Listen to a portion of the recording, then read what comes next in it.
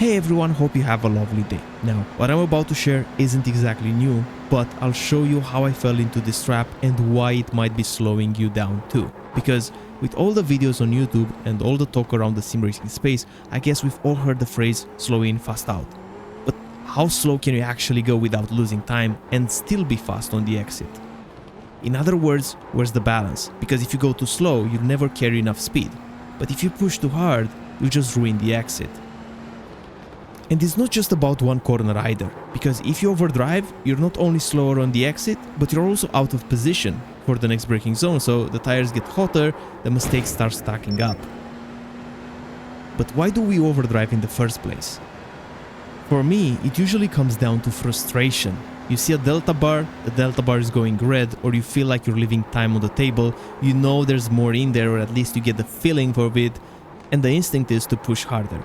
Brake a little later, carry more speed, get aggressive on the throttle, and in the moment it feels like you're really attacking the track, the car's moving around more, you're on the edge and it feels fast. Your brain tells you, this has to be quicker, but that's exactly what makes this trap so dangerous, because it feels right while you're doing it. And there's another layer to it. The harder you try, the more tense you get. Your inputs get sharper, you start fighting the car instead of flowing with it, so it feels like you're fighting the car. But isn't that driving at the limit? Isn't this the whole goal, to get to the limit if we want to be fast? I've driven thousands of laps in practice sessions, and the most important feeling you get as a driver is when you know, without a doubt, that you've hit the limit. Even if it's just for a single lap or even just one corner. The moment when everything lines up, the car rotates perfectly and you're carrying maximum speed, man, it's addictive. And once you felt it, you'll want to chase it everywhere. So again, isn't the whole goal to get to the limit if you want to be fast? Well, yes, but not in the way most of us imagine it. The limit isn't a place you just have to force yourself into every corner. It's more like a rhythm you fall into, where the car, the track and your inputs, they all flow together. But the tricky part is, and I forget this more often than I like to, you don't just drive the car with your hands and feet. Your body is tensing up, your breathing, even your mindset. They all decide whether you flow with the car or fight against it. So the limit feels impossible when you're tense, but effortless when you're relaxed, or at least easier. What you're seeing right now is me trying to force the limit mechanically, braking too late, throwing the car into the corners, overthinking every input instead of flowing with it, and you can already see it's not working. But what's really happening here isn't just that. The harder I try, the more my brain shifts into kind of a survival mode. I tense up, my vision narrows, and every input becomes rushed and reactive instead of calm and intentional. I'm no longer anticipating what the car is going to do, I'm constantly correcting what already went wrong. That's mentally exhausting, and the more laps I do like this, the worse it gets. So why do we get caught up in this, and why it is so hard to break the loop? Well, when the only tool you have is a hammer, everything looks like a nail. And in sim racing, the hammer is usually more throttle, more braking, more steering, basically more force. So whenever something feels off, our instinct is to fix it by pushing harder. And you know, the funny thing is, even as a coach with a lot of hours behind the wheel, I still fall for it. You think experience would make you immune, but it doesn't. Because this isn't just about skill, it's about human nature. The instinct to push harder when something feels wrong is always there, no matter how much you know.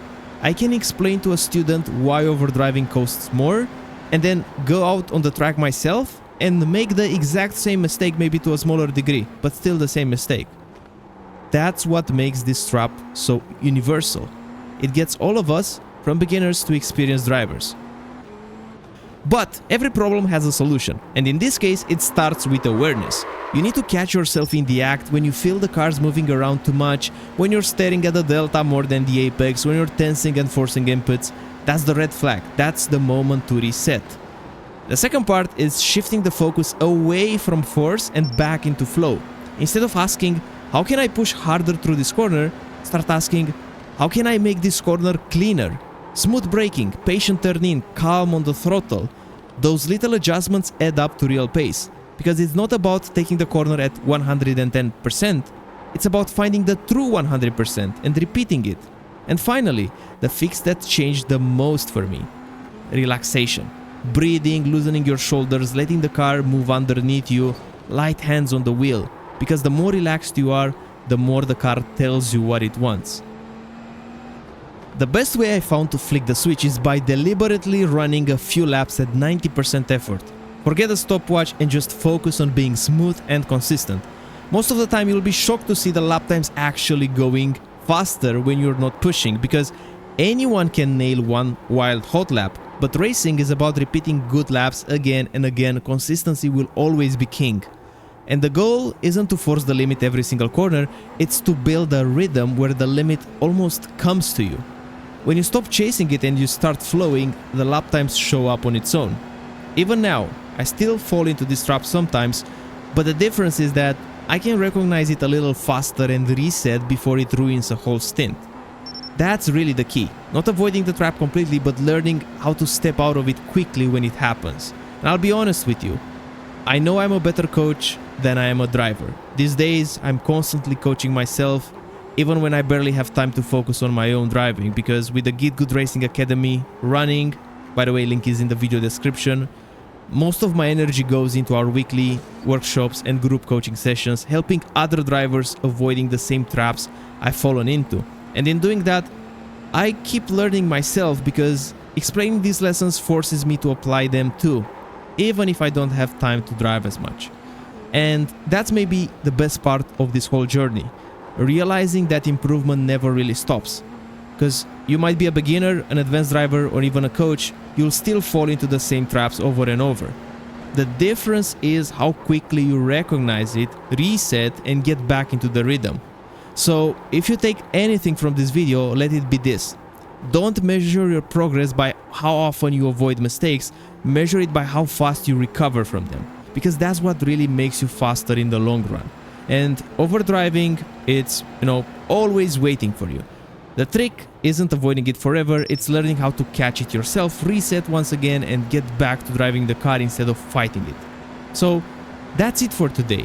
If you found this video useful, give it a like, give it a subscribe, and I'll be seeing you in the next one. Bye bye.